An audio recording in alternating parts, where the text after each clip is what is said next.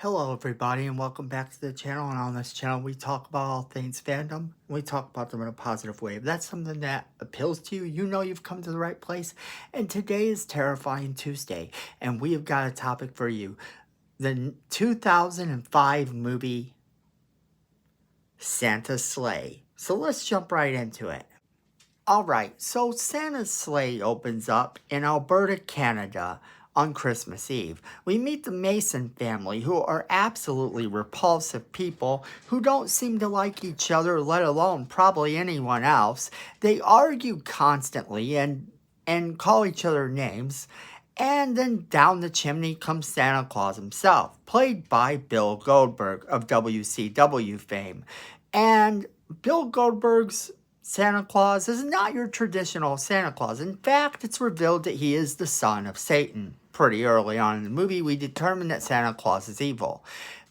This kid is the only one who really knows about it, thanks to his grandfather, who has always hated Christmas.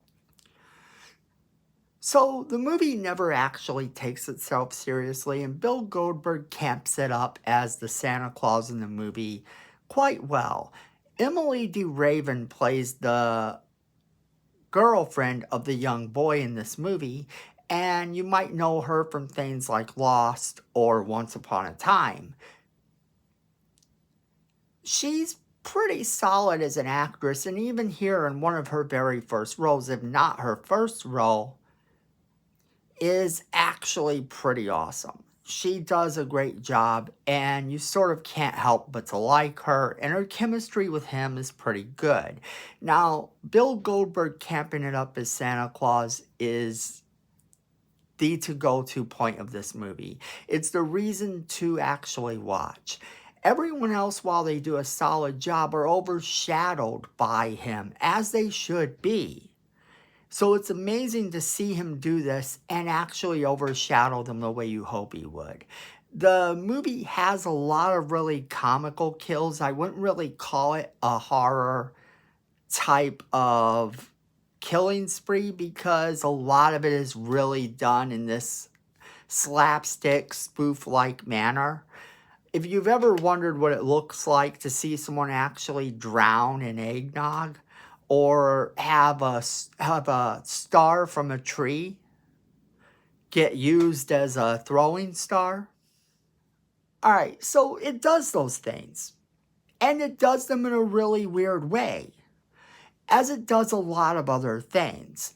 The kills are not taken seriously at all. The content of this movie, with him being the son of Satan, is not taken seriously at all. None of it is. It does give you this history of the Santa Claus character that is completely new and outrageous. It's something you've never heard before. It is that Santa Claus is actually the son of Satan, was tricked by an angel into doing good for a very long time.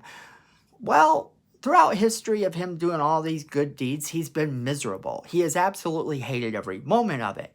Now that time is over. The time for him to be good has finally ended. He owes them nothing anymore, and he can go back to being the brutal devil that he has always been. So, what's he do?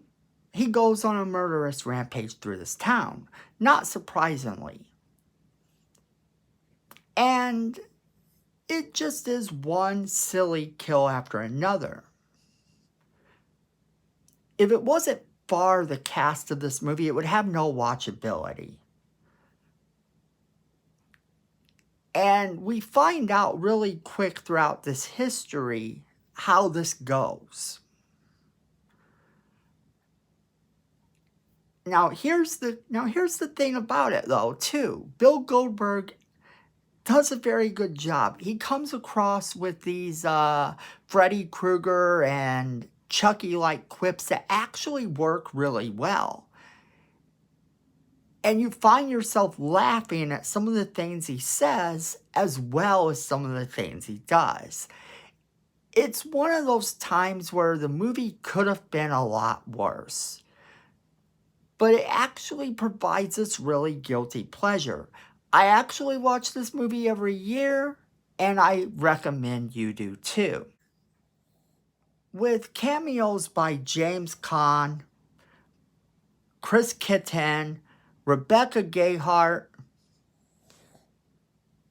Alicia Lauren, and Annie Sorrell, and then Fran Drescher. It also has cameos by Tiny Lister. The movie could do a lot worse than what it does.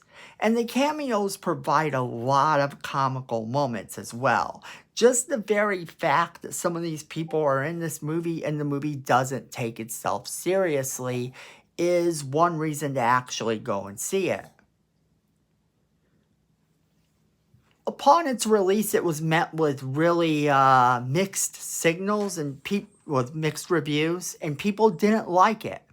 They didn't like some of the content in the movie. They didn't like the fact that it was a killer Santa Claus.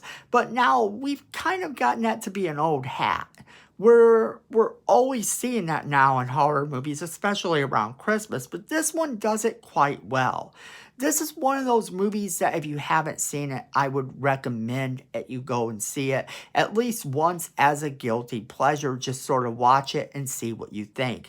You can do a lot worse than its comical take on everything and its sort of crazy, chaotic way of looking at Christmas from its history to now. Bill Goldberg really, really does shine in this movie. He does such a wonderful job. Overall, I have to say that I give this movie 4 stars only because of it being a guilty pleasure. If I actually was rating this movie without it just being one of my to-go-to Christmas movies every year, I would probably give it 3 stars. 3 stars just to be fair, because the movie isn't for everyone. You're either going to like this movie or you're not going to like it. And if you don't like it, at least you tried and you watched it. And let me know what you think in the comments below about whether or not you like this movie. Because I just enjoy it for some odd reason that I can't even explain. But I want to know what you guys think. So, Miko says, make sure that you're leaving a comment in the comment box. Because we want to hear from you. And make sure you share this video with all of your friends so they can be part of the conversation as well. And then, Miko says we need more subscribers. And you don't want to disappoint Miko. So go ahead and hit that subscribe button and hit that notification bell so you don't miss a single video we do. And then friends, at the end of the day, you know it, I know it. Miko knows it. Fandom is family.